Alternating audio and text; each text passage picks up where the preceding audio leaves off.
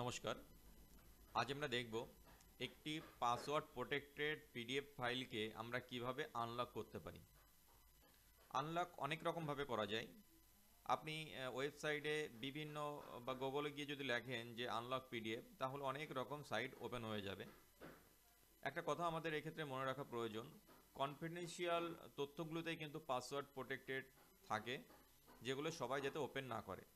সেক্ষেত্রে আপনি যদি কোনো ওয়েবসাইটে এটা ড্রপ করেন, তাহলে তার অ্যাক্সেস কিন্তু সেই সাইট পেয়ে যায়।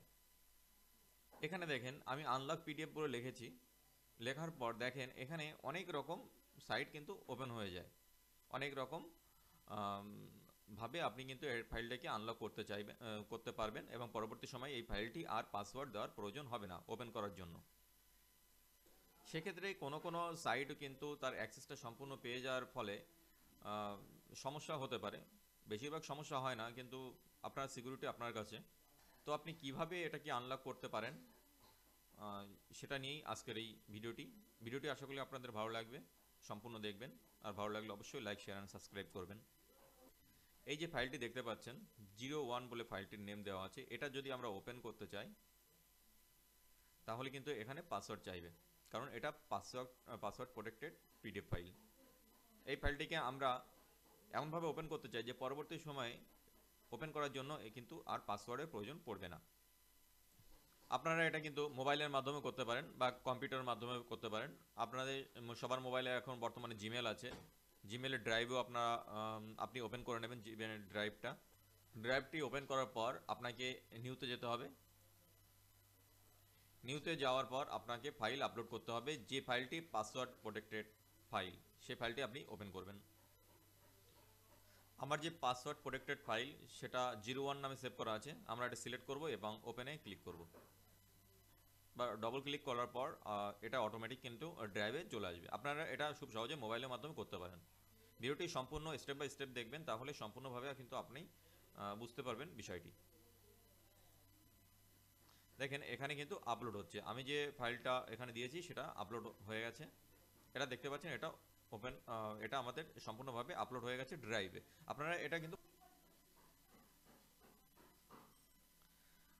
আমাদের পিডিএফ ফাইলটি ওপেন হওয়ার পর, আপলোড হওয়ার পর আমরা এখানে ক্লিক করব এবং ওপেন উইথে ক্লিক করব। ওপেন উইথ প্রিভিউতে আমরা ক্লিক করব। প্রিভিউতে ক্লিক করার সঙ্গে সঙ্গে এখানে কিন্তু পাসওয়ার্ড দিতে চাইবে।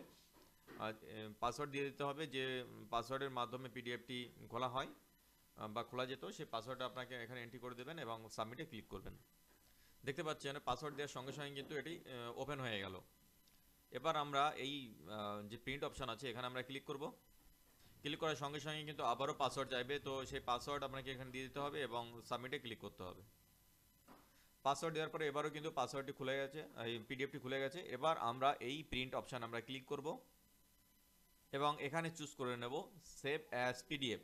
এবার আমরা ফাইলটি সেভ করব।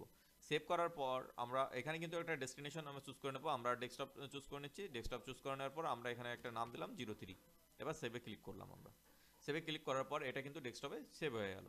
এবার আমরা ডেস্কটপে আসছি। ডেস্কটপে আসার পর আমরা এখানে দেখতে পাচ্ছি যে 03 বলে একটা ফাইল কিন্তু চলে এসছে। তো আমরা দেখে নেব যে 01 ফাইলটা ছিল, সেই ফাইলটি আমরা পাসওয়ার্ড ছাড়া খোলে কিনা।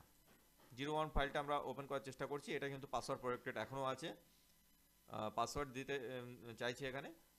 কিন্তু সেম ফাইলটা আমরা করেছি 03 বলে আমরা সেভ করেছি। 03 এটা আমরা খুলে দেখব যে এটা পাসওয়ার্ড চাই কিনা। পাসওয়ার্ড আমরা এটা ওপেন করছি। ওপেন করার সঙ্গে সঙ্গে কিন্তু এটা পাসওয়ার্ড চাইলো না, এটা কিন্তু অলরেডি খুলে গেল। তো আপনারা খুব সহজেই এমনভাবেই কিন্তু পাসওয়ার্ডটাকে আনলক করতে পারেন, পিডিএফটাকে আনলক করতে পারেন এবং বিভিন্ন কাজে আপনি এটাকে সেন্ড করতে পারেন। কোনো রকম অফিসিয়াল বা অন্য কোনো থার্ড পার্টি অ্যাপসের মাধ্যমে এটা অ্যাক্সেস না দিয়ে আপনারা কিন্তু এইভাবে করতে পারেন কাজটি। বিভিন্ন জায়গায় দরকার হয় যে পাসওয়ার্ড ছাড়া পিডিএফ পাঠাতে হয়, বিভিন্ন স্টেটমেন্ট বা বিভিন্ন কাগজপত্র যেগুলো পাসওয়ার্ড দেওয়া থাকে সেগুলো আনলক করে তারপর পাঠাতে হয়। তো আপনারা এইভাবেই কিন্তু সহজেই আনলক করতে পারবেন। ভিডিওটি ভালো লাগলে অবশ্যই লাইক, শেয়ার এবং সাবস্ক্রাইব করবেন। ভালো থাকবেন, সুস্থ থাকবেন। ধন্যবাদ।